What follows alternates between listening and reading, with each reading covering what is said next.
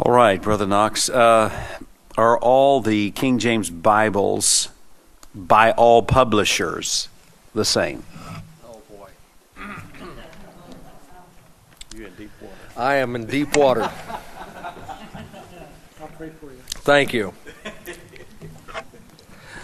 The honest answer. Okay? Let's be honest. The 1611 King James Bible had some printer's errors in it that were corrected in 1613. There were 4 of these revisions, if you will, up until the year 1769. So I'm not one of these fellows that holds up my Bible and says, "Bless God, I'm for the AV 1611," because I don't have one. I don't know anybody that uses one. I'm an AV 1769 man myself. Okay, so you got to be careful. You don't step into a trap that somebody's laid for you. But there's a vast difference between modernizing the spelling of center, C-E-N-T-R-E, to C-E-N-T-E-R, and modernizing the spelling of with, W-I-T-H-E, to W-I-T-H, and removing and eliminating entire verses of the Bible, as was done in 1881. Now the problem we run into is that from 1769 onward, there was some debate as to the number of spelling changes and punctuation changes that were to be made in the 4th revision of the King James Version. And the Oxford University Press held to one set of revisions or spelling changes, and the Cambridge University division held to another. This is why sometimes you'll be in a Sunday school class and your teacher will say, "Notice the word spirit here has a capital S." And half the people fall out of their chairs because, oh no, my King James Version doesn't have a capital S, it has a small s. Look, that's a tough thing. And I'm going to be honest enough with you about it to point you back to what we said in the second session this morning. In the Greek manuscripts, all the words are completely capitalized or all the words are completely lowercase, depending on whether they're an uncial manuscript or a majuscule or minuscule manuscript. Okay, they're either all capital letters or all lowercase letters, and so the capitalization of words is strictly a matter of preference. Okay, is that fair enough? Now, here's something you do need to be aware of. There are Bibles being printed today by the Thomas Nelson Company that contain word and verse changes. For example, the book of Hebrews says that had Jesus given the people rest, that word is changed to Joshua. The Bible we have says Jesus, so that you would understand that Joshua of the Old Testament is a type of Jesus Christ of the New Testament. So I would I'd stay away from a Bible published by Thomas Nelson. I am not going to get into the argument over whether or not you have to have an Oxford Bible or a Cambridge Bible, because that's all the devil wants, is to just create confusion that can't be resolved over that issue.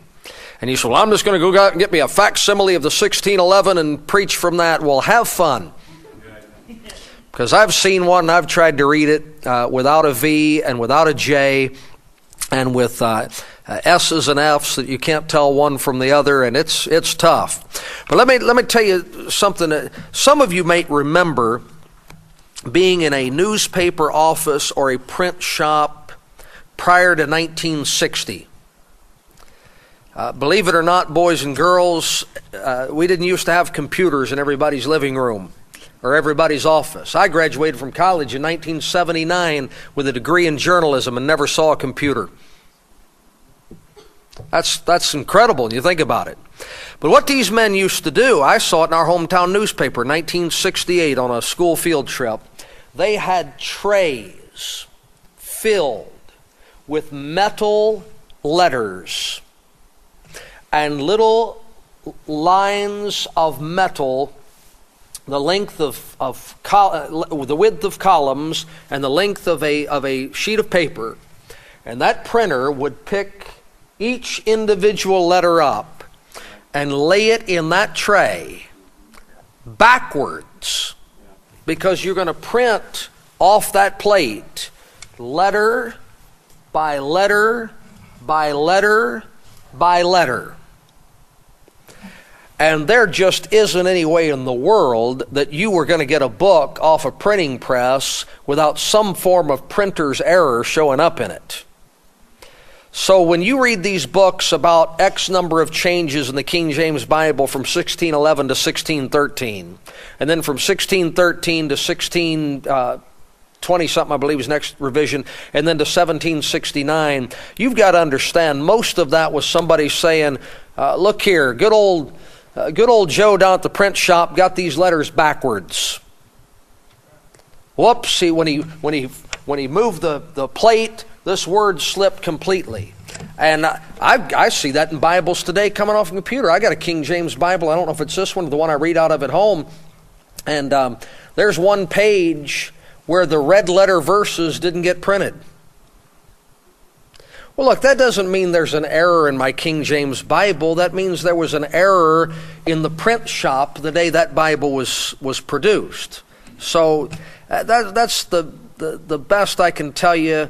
Like I say, I don't stand and wave the Bible and say, bless God, I believe this old 1611 King James, but I'm not going to get up and say, hallelujah, I've got a 1769, what do I have?